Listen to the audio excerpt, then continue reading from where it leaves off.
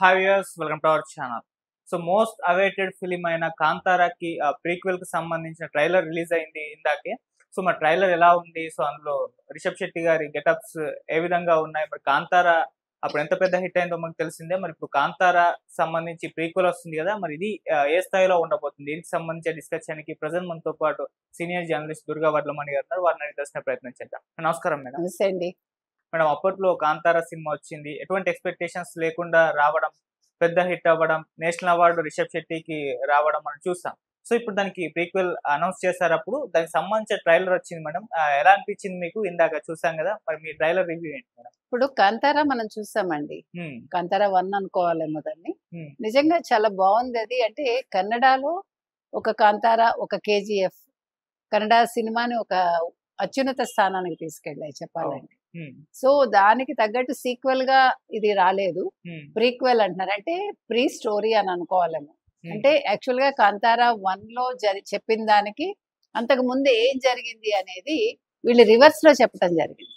Actual గా first ఇది చెప్పాక అది చెప్పాలి.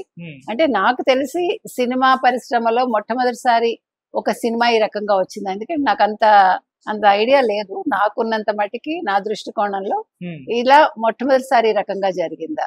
తర్వాత రిషబ్ శెట్టే హీరో, రిషబ్ శెట్టే దీని డైరెక్షన్ అంతా కూడా. తర్వాత 3 నిమిషాలు ఏకంగా చాలా లాంగ్ అని చెప్పుకోవాలి. అంటే కానీ బోర్ కొట్టలేదు ట్రైలర్ మీకంటే ఆ బిగి కనిపిస్తుంది. తర్వాత అంటే శివుడు, ఈశ్వరుడు, శివగణాలు అక్కడి నుంచి తీసుకున్నారు. అంటే మీకు ఏ సినిమా హిట్ కావాలన్నా మీరు అంటే అందరూ అంగీకరించినా అంగీకరించకపోయినా మీకు ఏమనాలి, పురాణాలు కావచ్చు, ఇతిహాసాలకు సంబంధించి, ఆ దేవుడికి సంబంధించిన అంశాలు, లేదు దెయ్యాలకు సంబంధించిన అంశాలు, ఈ రెండు మిక్స్ చేస్తేనే అంటే ఒక థ్రిల్లర్ అనేది రావాలి. అంటే ఈ రెండింటి మధ్య పోరు కావచ్చు, ఈ రెండింటిని కలపటం కావచ్చు, ఈ రెండింటిని చూపించడం కావచ్చు, అప్పుడు ఆ సినిమా హిట్ అవుతుందని అనిపిస్తుంది. ఖచ్చితంగా కాంతారా ప్రీక్వెల్ ఏదైతే ఉందో పెద్ద విజయాన్ని అందుకుంటుందని అర్థమవుతోంది మనకి చూడగానే. ఎందుకంటే అది ఎత్తుకోవటం కావచ్చు, తర్వాత ఆ నడిపిన తీరు, కాంతారా అంటేనే ఎవరు వెళ్ళడానికి వీలు కాని ఒక ప్రదేశం, రహస్య ప్రదేశం అన్నట్టుగా అటువంటి చోటికి ఈ రిషబ్ శెట్టి వెళ్ళడం, ఆ మహారాణితోటో యువరాణితోటో ఇతను ప్రేమలో పడడం కావచ్చు. ఆ తర్వాత విలన్ ఎవరైతే ఉన్నారో విలన్ కొంచెం సోను సూదులా అనిపిస్తున్నారు ఆయన. ఆయనకి అతను చెప్తాడనమాట, అతని దగ్గర ఉండే అనుచరుడో ఎవరో, ఇతని చేతుల్లోకి వెళ్ళిపోతుంది కాంతారా అని చెప్పటం. ఇవన్నీ చూస్తే కనుక అయితే సినిమా ఆద్యంతం ఆసక్తికరంగానే ఉంటుంది అనేది మనం ఖచ్చితంగా చెప్పొచ్చండి. తర్వాత ఈ మధ్య కాలంలో మనం ఏ సినిమా చూసినా అంటే పెద్ద హిట్ అయిన సినిమాలు చూస్తే కొంచెం పోలికలు ఒకలాగా ఉంటున్నాయి మనకి. కొంచెం డార్క్ షేడ్ లో చూపించటం, తర్వాత బేబీ పుట్టినప్పుడు కూడా డార్క్ షేడ్ లో చూపించటం, అంటే ఆ చూపించే విధానం మనకి ఇంచుమించు బాహుబలి నుంచి ఒకలాగానే అనిపిస్తుంది మీరు అబ్జర్వ్ చేస్తే కనుక అయితే. తర్వాత ఇప్పుడు శివగణాలు అని చెప్పినప్పటికీ వీళ్ళని ఒక డార్క్ షేడ్ లో పెట్టడం మనం చూసాం. అంటే ఇది ఒక అసుర అనే ఒక కాన్సెప్ట్ మనకు అక్కడ కనిపిస్తుంది. తర్వాత ఇక్కడ మీరు చూసారు హీరోయిన్ తెల్లగా ఉండడం, తర్వాత విలన్ కూడా తెల్లగా ఉన్నాడు. ఇక్కడ వీళ్ళని కొంచెం ఛాయ తక్కువగా చూపించటం, అంటే మనకి ఒక పౌరాణికం అనే ఒక ఛాయలు కనిపిస్తున్నాయి నా దృష్టిలో. తర్వాత కొన్ని పదాలు కన్నడ పదాలు వాడారు, అంటే అక్కడ ప్రాంతీయ పదాలు అవంతా కూడా. అవి అంటే మన సినిమా చూస్తే మనకి పూర్తిగా అర్థం కావచ్చు, అంటే ట్రాన్స్లేషన్ లో కూడా యథాతథంగా పెట్టడం జరిగింది అనువాదం. కాబట్టి ఏది ఏమైనా పాన్ ఇండియా లెవెల్లో వస్తుంది ఈ సినిమా, ఖచ్చితంగా హిట్ అందుకుంటుందండి. సరే రిషబ్ శెట్టి మీరు అన్నట్టుగా ఇటీవలే జాతీయ అవార్డు కూడా పొందారు ఆయన కాంతారాకి.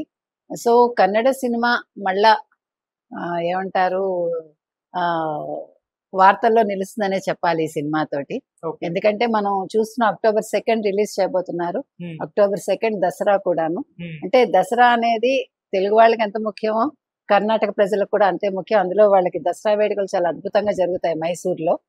సో ఇది దసరా కానుక కావచ్చు వాళ్ళకి, కన్నడ ప్రజలకి, ఎంటైర్ భారతదేశానికి కూడా.